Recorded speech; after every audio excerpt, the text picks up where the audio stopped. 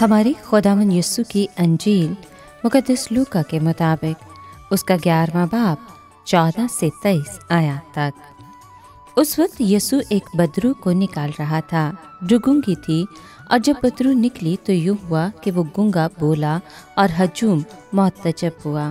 مگر ان میں سے بعض نے کہا کہ وہ بدروہوں کے سردار بال زبول کی مدد سے بدروہوں کو نکالتا ہے، اور انہیں آزمائش کے لیے آسمان پر سے کوئی نشان اس سے مانگا۔ مگر اس نے ان کے خیالوں کو جانتے ہوئے ان سے کہا کہ جس بادشاہی میں پھوٹ پڑ جائے وہ ویران ہو جائے گی، اور گھر پر گھر گرے گا۔ بس اگر شیطان اپنے ہی میں مخالفت رکھے تو اس کی بادشاہی کیوں کر قائم رہے گی؟ کیونکہ تم میری بابت کہتے ہو کہ یہ بال زبول کی مدد سے بدروہوں کو نکالتا ہے۔ تو اگر میں بدروہوں کو بال زبول کی مدد سے نکالتا ہوں، پھر تمہارے بیٹے کس کی مدد سے نکالتے ہیں؟ اس لیے وہی تمہارے منصف ہوں گے۔ لیکن اگر میں خدا کی قدرت سے بدروہوں کو نکالتا ہوں تو بے شک خدا کی بادشاہی تمہارے پاس آ پہنچی ہے۔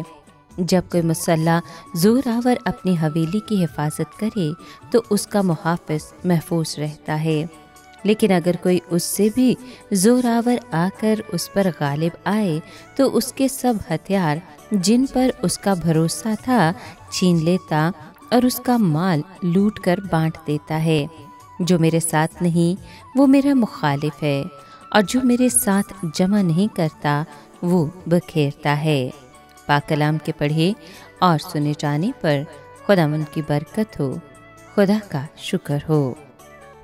عزیز دوستو، گناہوں سے نجات اور رہائی اسی شخص کے نصیب میں آتی ہے جو اپنے گناہوں سے توبہ کرتا، پشیمان ہوتا اور خدا سے معافی مانگتا ہے، کیونکہ خداوند کے پاس گناہوں کی معافی ہے۔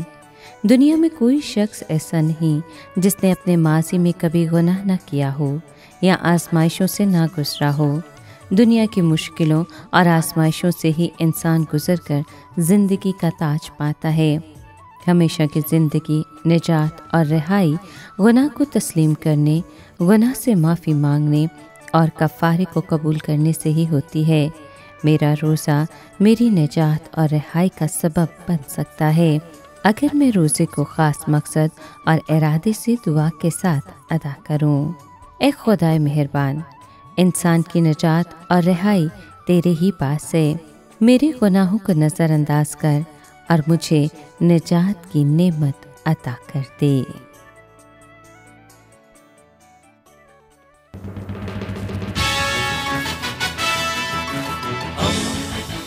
دوستی کا پیمبر، ریڈیو ویریتاس ایشیا۔